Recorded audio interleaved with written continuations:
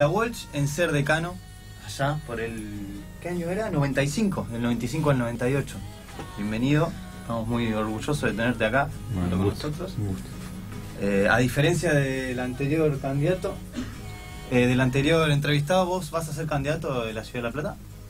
Bueno, yo me estoy presentando como Sí. precandidato. Bueno, la decisión de los candidatos en el caso de Alternativa Argentina están vinculados a este acuerdo muy general, digamos, muy amplio entre gobernadores y referentes Claro. políticos, Urtubey, Massa, Pichetto, Labaña, y en función de esas decisiones se van a ir tomando las decisiones en los distritos, es decir, primero se va a conformar el espacio definitivamente, los candidatos a presidente, a gobernador y por supuesto intendente. Los mecanismos son los que establece las leyes por el momento de la ley, o con acuerdo o a través de las PASO, y de ahí saldrán los candidatos definitivos. Uno se tiene que presentar, o por lo menos yo me estoy presentando a la sociedad platense como precandidato intendente desde el año pasado, porque entiendo que hay que contarle a la gente lo que uno quiere hacer, la visión que uno tiene, y eso necesita tiempo, no se puede hacer un día para el otro, y además nosotros, o por lo menos yo tengo la pretensión de que la gente conozca en profundidad mis ideas, no 3 frases, un eslogan, Sí. sino una visión de la ciudad, porque el voto de la gente, cuando uno, digamos, en la política, la gente te otorga la confianza con el voto, y esa confianza se construye previamente, no a partir de la elección, sino con el tiempo, y entonces ese tiempo es muy importante para contarle a los vecinos cómo ve uno la ciudad, cuál es el proyecto que tiene, o cómo gobernaría. Sí. Y en ese sentido me lancé como precandidato, presenté mi precandidatura el año pasado, a partir de la mitad del año pasado. Sí. Luciano, yo algo que te quería preguntar, hablas de tu precandidatura por el espacio de Alternativa Federal. En el último acto de Sergio Massa no se te vio, y algo que también le preguntábamos a José Erra, en caso de haber internas en la ciudad, dado que tanto Massa como Urtubey lanzaron su candidatura y se está hablando mucho de Labaña, ¿por cuál de los 3 candidatos irías vos como No, en candidato? principio yo a no estuve en el encuentro por una razón bastante sencilla. Había eventos muy importantes en La Plata, ese 2 de abril, uno que tenía que ver con los excombatientes, y lo que fue la guerra de Malvinas y la conmemoración que se hacía a media mañana, que es tradicional en la ciudad de La Plata desde hace muchísimos años. Yo estoy muy ligado como generación a lo que fue el conflicto de Malvinas.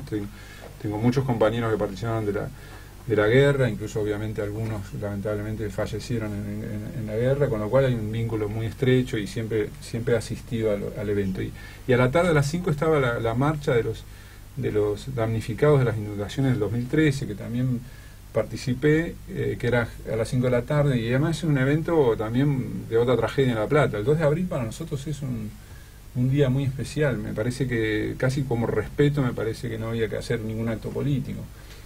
La segunda pregunta, o la otra pregunta, tiene que ver con estas opciones, ¿no? que vos sabés y vos marcás, porque digamos la sabe toda la sociedad. En el espacio hay 4 candidatos, Sergio Massa, Pichetto, Urtubey y Roberto Labaña.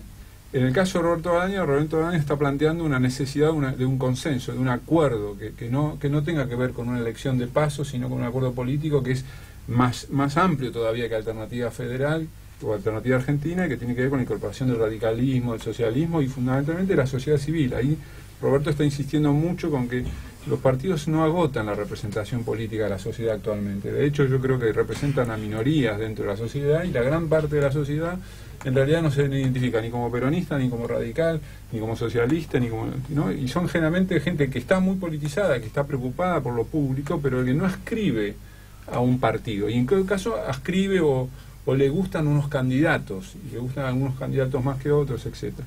Me parece que el planteo que hace Roberto Labaña a mí me representa muchísimo. Me parece que es una apuesta más amplia todavía de lo que fue hasta ahora el camino del Frente Renovador. Nosotros somos actores fundamentales en la constitución del Frente Renovador desde que nace en 2013. Y una de las consignas del Frente Renovador era la pluralidad y la ampliación del espacio, que no alcanzaba con el peronismo. Y creo que ahora ni siquiera alcanza con un frente al interior del Frente Renovador, y tampoco alcanza con un frente al interior de la Alternativa Argentina. Me parece que tenemos que ampliar más todavía, porque las circunstancias del país son todavía más complejas. Y en ese sentido yo me identifico mucho con la propuesta que hizo Roberto Labaña. Por supuesto, quien salga de candidato lo definirá la gente. Hay 2 mecanismos hoy muy claros. Uno es el voto en las PASO y otros son las encuestas, los estudios de opinión, que hoy también son muy técnicamente muy comprobables, y con lo cual uno puede decir, bueno, mira, hoy el candidato es este. En realidad los dirigentes no tienen que, las candidaturas las decide la sociedad, no las decide el candidato. Yo quiero ser gobernador, yo quiero ser presidente. En realidad es la gente la que te pone en ese lugar, y muchas veces es el contexto. La dificultad económica que tiene el país y la gravedad de la crisis económica, que es profundísima, porque es la herencia pasada más la herencia actual. Son dos herencias catastróficas de los 4 años anteriores a este gobierno y los 3 años y medio de este gobierno, que empeoraron las circunstancias económicas. Y eso necesita una garantía en el campo de la economía, de la macroeconomía, muy significativa, muy fuerte y muy clara. Y me parece que Roberto expresa eso. Por eso está subiendo en la intención de votos hace menos de 1 mes y medio, 2 meses, que anunció su posible candidatura, porque ni siquiera se presentó como candidato y ya está superando a todos los actores del espacio, con lo cual me parece yo soy de la idea de que siempre la realidad tiene que marcar las cosas. Me parece que ya hasta mide más que Massa y más que... Hoy mide más que Sergio, más que obviamente que Urtubey, y por supuesto mucho más que Pichetto, que es el que estaba último en la grilla en ese sentido. Entonces me parece insensato no empezar a construir el espacio, no consolidar el espacio y diciendo, bueno, Roberto es el referente que hoy la gente está pidiendo, porque hoy la gente está pidiendo garantías en el plano económico, ¿no? Y entonces esas garantías en el plano económico las está dando Roberto Lavagna. ¿Por qué? Porque todo el mundo ya sabe que él cumplió, nos sacó de la crisis, no solo, pero fue un actor principal de la crisis del 2001, de la salida de la crisis del 2001 y de las garantías de esa salida de crisis, y después implantó un modelo de superávit gemelos, de consumo, de defensa del salario, etcétera, que nos permitió crecer a 8 o 9 puntos anuales desde el 2003 hasta el 2007, incluso, y la inercia de ese crecimiento alcanzó casi hasta el 2009, con lo cual me parece que pedirles, por eso Lavagna puede no explicar detalles de su modelo político, de su plan de gobierno, porque está claro que los argentinos sabemos lo que él puede hacer y lo que nos puede dar. Y hoy la transición obliga a eso, no es un tema de que él quiera ser candidato o esté peleado con el otro, sino es cómo ve la gente, es la respuesta de la sociedad lo que hay que ver, y la sociedad está pidiendo eso. Es paradójico porque siendo un ministro de Economía, nunca hubo un ministro de Economía como presidente en la Argentina, y así no fue económicamente, la verdad. Bueno, y el tema, insisto, no es la voluntad individual de una persona la que construye, digamos, una candidatura presidencial, sino que en realidad es la voluntad de la sociedad que se expresa identificándose con una persona. Si vos querés, hasta el caso de Macri también es explicable así. Había una voluntad para rechazar al kirchnerismo, de suelto de tapa a Cristina Fernández de Kirchner.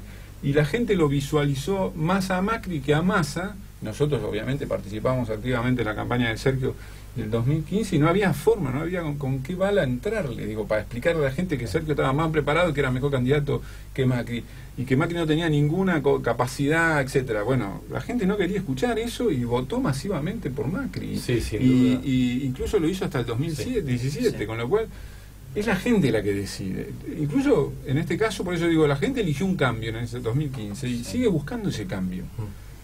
El que fracasó fue Macri, que nos dejó la sociedad hoy peor, nos resolvió la herencia anterior y nos agravó esa herencia con la suya. Y la suya nos está poniendo al borde de la catástrofe. Sí, sin duda fue por contraposición el voto de Macri. Bueno, ¿qué es lo que quiere la gente hoy en la calle? Te lo pide. Basta de la grieta, basta de la polarización, de discutir banalidades, porque son muchas veces banalidades, y no dedicarle toda esa pasión, ese esfuerzo en criticar al otro, en resolverle sus problemas. Exacto. Tenemos una dirigencia política que se la pasa hablando más que haciendo. Perfecto. Entonces hay que hablar menos y hacer más. Y hacer más significa básicamente darle respuesta a esas necesidades. La gente no es tonta, no es que piensa que un político le va a resolver todos los problemas de un día para el otro, pero lo quiere ver trabajando, no hablando. Claro. Luciano, disculpame que te interrumpa. Sí. ¿A qué te referías cuando dijiste que tenías el deseo de convertir a La Plata en la capital del siglo XXI? Y me parece que la ciudad tiene todas las condiciones para hacer un proyecto de desarrollo, digamos, ¿cuáles son las fortalezas de la ciudad de La Plata? La fortaleza de la ciudad de La Plata tiene que ver con un promedio muy alto, cerca del 40% de la población, con una formación superior. Es decir, tenemos un capital humano de calidad muy importante en diferencial con respecto a otras ciudades. Después tenemos un sistema científico-tecnológico universitario más importante que, o sea, en La Plata hay por metro cuadrado mayor producción científico-tecnológica que en ninguna otra ciudad. Tenemos 4 universidades en nuestro propio distrito. La otra gran fortaleza es que tenemos un cordón frutícola que produce alimentos. Es una demanda, digamos, constante, o sea, que va creciendo, o sea, que la demanda de alimentos va a crecer obviamente, y nosotros tenemos la producción, una zona clave en la producción de alimentos. Y además tenemos un puerto, o sea, esas 3 cosas que son las fortalezas de la ciudad, hay que articularlas. ¿Cuál es la oportunidad? La revolución científico-tecnológica que vive el mundo. Es decir, todo lo que es la producción económica futura está vinculado al conocimiento. Esa revolución tecnológica es una oportunidad porque nosotros tenemos una fortaleza que se articula con ese contexto. Entonces tenemos la oportunidad de crecer. Ahora, si no hay un proyecto, si no hay un plan que vea esas fortalezas y impulse apoye esas fortalezas, le dé toda la inversión para darles un ejemplo, nosotros tenemos 2 parques industriales, el Parque Industrial 1 y el Parque Industrial 2, todos hacia la zona de Ruta 2. En esa zona, esos 2 parques industriales, uno tiene 14 empresas, el otro tiene 5 empresas instaladas. El primero, fundado en 2005. Está bien, regulado, funcionando, pero solo 14 empresas. Dan 800 operarios trabajan en ese parque industrial. ¿Saben un dato? El 60% de esos operarios no son de La Plata. O sea que vienen de Berazategui. Claro. ¿Eso qué quiere decir? Tenemos un parque industrial que le da trabajo a los que no son platenses. Hay que fomentar el trabajo a los platenses. Hay que fomentar el trabajo. No, ¿cuál es el problema? Es que le cuesta más a un trabajador viajar hasta allá porque no tiene buena accesibilidad y le es más fácil al que viene de Berazategui llegar a nuestro parque industrial. Entonces, en términos relativos, le ofrecemos más trabajo a la gente de Berazategui que a los de La Plata. Sí. El segundo parque industrial, fundado en el 2011, pasaron 8 años, todavía no está habilitado. Hay 5 empresas que no reciben ningún incentivo porque como no está habilitado no pueden recibir el 50% de la tasa de higiene, todos los mecanismos. ¿Saben cuántas empresas hay en un solo parque industrial en Berazategui? Para 350.000 habitantes, nosotros somos 850.000, casi 1 millón si hablamos de la región. Casi 1 millón, claro. En ese contexto nosotros tenemos 20 empresas para 1 millón de habitantes. Berazategui tiene 350.000 habitantes, tiene 100 empresas en su parque industrial. O sea, la diferencia. ¿Qué hicieron los de Berazategui? ¿Qué hicieron en Berazategui? Hace 20 o 30 años, más 20 años, ellos tenían un problema, que es que era una ciudad dormitorio. O sea, la gente dormía en Berazategui porque trabajaba en Capital. Obviamente ese modelo estaba agotado para ellos también. Entonces, ¿qué hicieron? Impulsemos la radicación de empresas. Tenían buena accesibilidad, etcétera. Promocionaron. ¿Y por qué? Digamos, por supuesto, hoy, en el contexto de recesión que tiene Argentina hoy, imaginar que se van a radicar empresas en la semana que viene o en los próximos meses en La Plata es un poco una utopía. Ahora, sí, en el momento o en el contexto que se reactive la economía y que vuelvan a aparecer inversiones, el tema es que van a seguir yendo a Berazategui, no a La Plata. Porque nosotros no tenemos un parque industrial habilitado, porque no le ofrecemos nada, porque no hay un incentivo, porque no hay una conciencia clave en esto de impulsar la generación de empleo. El trabajo es la clave del futuro. El problema es que acá los municipios, y fundamentalmente las gestiones municipales anteriores, y esta que se viene desarrollando, entienden a la gestión municipal como una inmobiliaria. Están más preocupados por los terrenos que por generar empleo. Y eso, obviamente, el negocio inmobiliario es un gran negocio, pero no genera mucho trabajo, porque digamos, el trabajo que generan las industrias, las fábricas, la construcción, etcétera. Entonces, si no hay la visión de los municipios que se ocupan solo de limpiar las calles, de recoger la basura y de tener empleados públicos, es una visión de los municipios agotada. Nosotros necesitamos municipios que planifiquen su desarrollo. ¿La estrategia cuál es? Impulsar la radicación de empresas, trabajar en las nuevas tecnologías, impulsar el polo tecnológico. ¿Hace cuánto que ustedes habrán escuchado hablar del polo tecnológico? Todavía no tiene un lugar de trabajo y de funcionamiento. Pasaron 3 años y medio, pasaron 8 años de la gestión anterior de los Broera. ¿Qué hicieron en esos 8 años? ¿Qué hicieron en esta gestión en 3 años y medio? Entonces ahí decís vos, ¿para qué están los funcionarios? Sí, vos... Yo lo que veo siempre es agarro sacándose fotos. ¿Sabes cuánto tarda una persona en el día en sacarse una foto en una casa de familiar, a visitar y tomar unos mates? Yo imagino que el Garro está por lo menos 40 minutos. La producción de esa secuencia, que ustedes son comunicadores, seguramente saben que implica media hora, 2 horas más de previa. O sea que el intendente se perdió 3 horas del día para tomar mate con un vecino. Yo la verdad siempre le digo lo mismo a los vecinos, digo, a mí no me van a ver tomando mate con ustedes, porque no voy a tener tiempo, porque voy a estar trabajando a ver cómo soluciono sus problemas, que no son charlando, pero yo ya sé que me va a contar la vecina cuáles son los problemas que tiene. O, digamos, o alguien cree que el Garro descubre ahí los problemas de los vecinos cuando toma mate con una vecina en una casa, o con el vecino o con la familia. Está bien, claro, es una linda foto de color, pero la gestión, ¿les parece que tiene que ser fotos de color? Exacto, hay que ver hasta qué punto sirve esa imagen como una propaganda. Por ahí te sirve de para ganar elecciones. Claro, por eso. Reconozco hoy que en por día, ahí, con el boom de las redes sociales y demás, y yo quería venir... ¿Parece que eso les sirve? Yo creo que la verdad es parte del marketing que inventaron. Exacto. Este marketing de que ellos eran...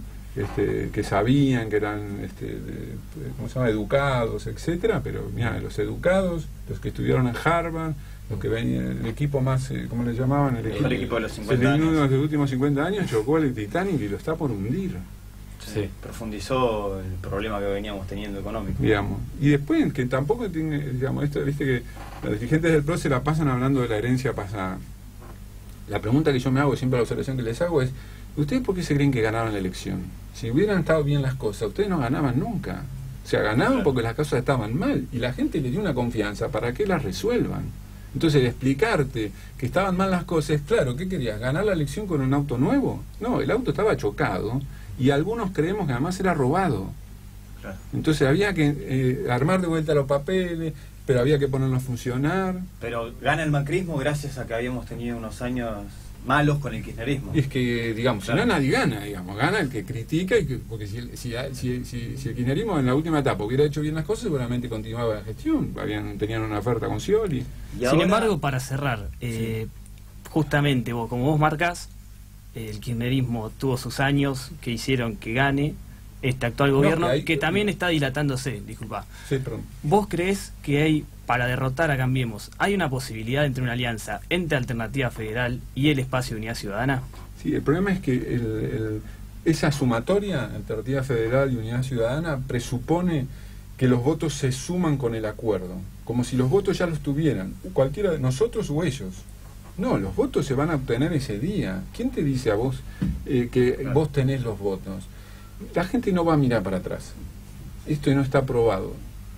Ya está, lo que dio Unidad Ciudadana ya lo dio como Frente para la Victoria. Llevan a la misma candidata que gobernó el país durante 8 años, ¿no? Que en vez de elegir para los problemas de salud de su hija un hospital público, porque se supone que después de 8 años de gestión vos dejaste los hospitales en perfectas condiciones. No, tenés que ir a buscar salud a Cuba porque en Argentina no te la ofrece. Bueno, habría que explicárselo o preguntarle a ella. Ahora bien, lo que dio el kirchnerismo, porque por supuesto no, digamos, hubo muchas cosas positivas del kirchnerismo. Insisto, Roberto Lagaña fue ministro de Economía de una etapa de ese modelo en el cual tuvimos superávit gemelos, se generaba trabajo, había consumo. Lo que pasó después es que empezaron digamos, el sesgo o la visión, digamos, hegemonista por la cual había que ganar las elecciones a toda costa con cualquier mecanismo, fue agotando el modelo, ¿no?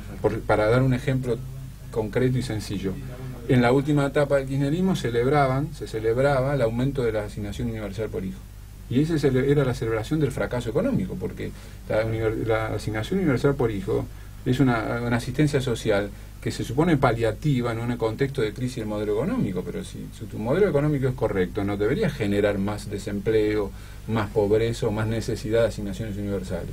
Entonces, el kirchnerismo en su última etapa celebró el fracaso de su modelo económico. Entonces, también esa falta de autocrítica, de hecho los que venimos del frente, los que constituimos el Frente Renovador y yo mismo participamos fuertemente en lo que fue el Frente para la Victoria, pero nosotros observábamos hacia el interior de ese espacio las críticas, o sea, observábamos el camino que estaba conduciendo a otra crisis. Entonces, por supuesto, como había una pretensión muy sesgada en lo ideológico, había una visión muy autoritaria en lo político, los que hacían observaciones críticas éramos tachados como enemigos, o traidores, que obviamente la palabra que se usaba entonces. La famosa grieta de la que hablamos. Y comenzó una parte de esa grieta, ¿no? El tema de la grieta, yo digo, el debate político es importante, el tema es que no seamos fanáticos. Sí, no se reducen todos los problemas a la educación. Vos sos una persona que ha escrito mucho con respecto a esto, a la educación, a las nuevas tecnologías en el aula. Sí, yo no digo que se solucionan, o lo que digo es, no hay política, no hay futuro sin educación. En segundo lugar, si vos tenés que pensar que el presente es la seguridad, o el cuidar la vida de las personas en nuestra ciudad, el futuro de nuestra ciudad está en lo educativo, porque todas las herramientas que vos le brindes a las nuevas generaciones en términos de conocimiento, de aprendizaje, de formación, etcétera, de formación en el trabajo, etcétera, va a ser un beneficio en el corto y en mediano plazo. Hoy le tenés que dar seguridad a las familias y educación para el futuro. Sí. En el tema de educación es cada vez más importante que los municipios se involucren en cuestiones educativas. ¿Por qué? Porque pueden controlar más cerca a las escuelas, asistir a las escuelas, estar cerca. Hoy en día estamos teniendo una política casi de Estado en la Ciudad de La Plata con el Fondo Educativo. Son más de 250 millones de pesos que se están invirtiendo en infraestructura escolar en la Ciudad de La Plata desde el año pasado al actual, por el trabajo de los docentes, de los directores, de los concejales de la oposición, que le impusimos a Julio Garro una agenda que él no tenía, que era las obras de infraestructura escolar en las escuelas, con el presupuesto que venía de Nación a la municipalidad, que objetivamente se conforma una asignación mensual muy importante que va a permitir en estos 4 años casi haber invertido 450 millones de pesos. Luciano, el tiempo es tirano, ya nos tenemos que ir. Para terminar, una pregunta que le hacemos a todos los entrevistados: ¿pañuelo verde o pañuelo celeste? No, el pañuelo verde. Me parece que no se puede, el Estado no puede seguir negando esta revolución cultural que es la de las mujeres, el derecho y la autonomía de las mujeres, las nuevas generaciones. El Estado no puede legislar en cuestión de políticas públicas de una perspectiva religiosa. O sea, los credos hay que respetarlos. Yo soy católico, tengo una formación cristiana, de hecho he sido dirigente SCAO, digo, mi compromiso con la iglesia es conocido. Ahora, en una política pública, esto ya lo resolvieron todos los países del mundo, digamos. Francia, que es uno de los países más católicos de Europa, resolvió en la década del 70 con Simone Veil el tema de la legalización del aborto, sí. En la figura de Giscard d'Estaing, que es el presidente también de filiación católica, que claramente dijo: una cosa es la religión y otra cosa es el Estado. Me parece que acompañar a la mujer en esta revolución cultural y por supuesto de hacer una clara defensa de todos sus derechos. Entonces perfecto. La ESI, completamente de acuerdo. Nosotros fuimos autores de ese proyecto cuando yo trabajé en la dirección de escuela. La ley de educación sexual integral es clave en el tema sistema educativo. Lamentablemente muchas provincias no la impulsaron. Yo cuando fui jefe de gabinete de la gestión de Adriana Puigros en la provincia de Buenos Aires trabajamos muchísimo ese tema, y es clave, por supuesto, en que esto sea una educación, sea una política pública, se profundice en cada una de las escuelas y además nos eduquemos todos, digamos. El derecho, la autonomía es el tema fundamental del sujeto, y las mujeres están ganando esa autonomía, por supuesto, una sociedad patriarcal de años, que no es coyuntural, es de años, y que por supuesto eso es otro proceso de democratización, porque es la incorporación plena de un actor social y político y cultural que hoy reivindica sus derechos, y me parece que nosotros los varones tenemos que acompañarla. Totalmente. Perfecto, Luciano, muchas gracias por acompañarnos esta tarde, nuestro primer programa. Ahora nos vamos a ir a una pausa, pero te agradecemos con todo el corazón hacerte presente. Y te esperamos pronto, sea acá nuevamente o por vía telefónica. Dale.